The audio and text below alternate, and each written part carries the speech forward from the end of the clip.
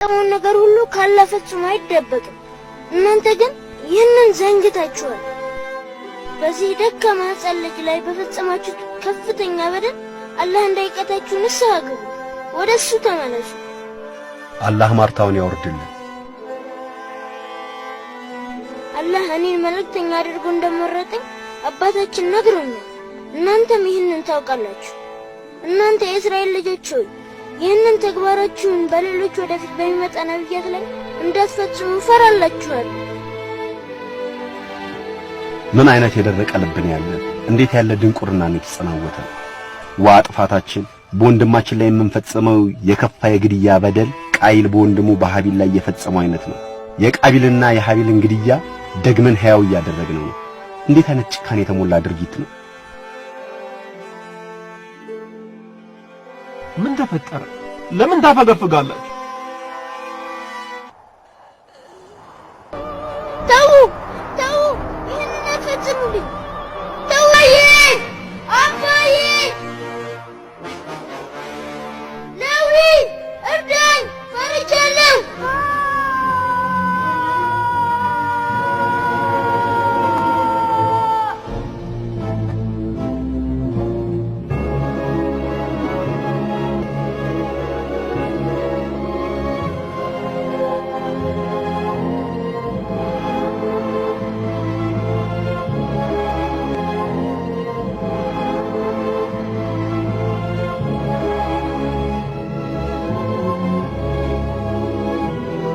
ዩሱፍ አመለጠኝ።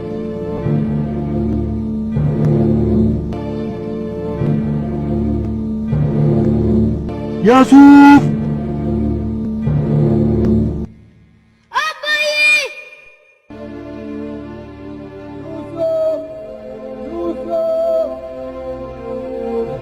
ያሱፍ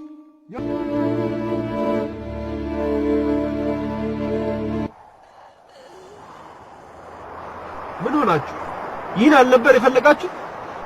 ይህ አንተ ፍላጎት ብቻ ነበር። ከመጀመሪያውን ዩሱፍን ለመግደል ያሴርከው አንተ ራስህ ብቻ ነበርክ። እኛ በፍጹም አልተቀበልንም ነበር። የእጅህን ታገኛለህ። የቃቤልን ስራ ነው የሰራኸው። ቃቤል እኩዩ አቤልን ነበር የገደለው። አንተ ግን ምንም የማያውቅ ጨቅላ ሕፃን ልጅን ሕይወት ያጠፋኸው። የአላህ እርግማን ይውረድብህ፣ መቅሰፍቱን ይጣልብህ። እርግማን የሚወርድማ ከሆነ ሁላችንንም ያገኘናል። በዚህ ድርጊት ሁላችንም ተሳትፈናል። አንተ እንደኔ ሙሉ በሙሉ የወንጀሉ ተካፋይ ነው። ይገባሃል አይደል?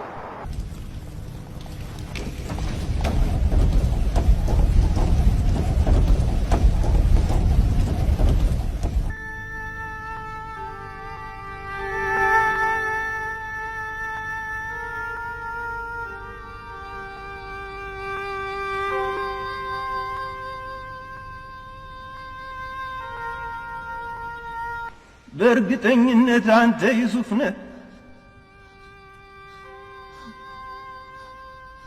እርግጠኛ ነኝ ዩሱፍ ነህ።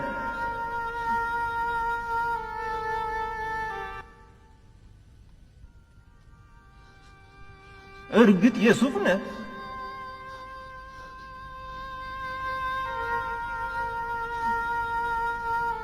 እርግጠኛ ነኝ ዩሱፍ ነህ። አዎ ዩሱፍ ነኝ።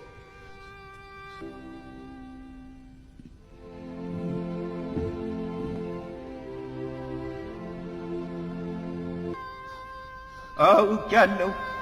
አንድ ቀን አገኛለሁ ብዬ ተስፋ አድርጌ ነበር። አንተስ ማን ነህ?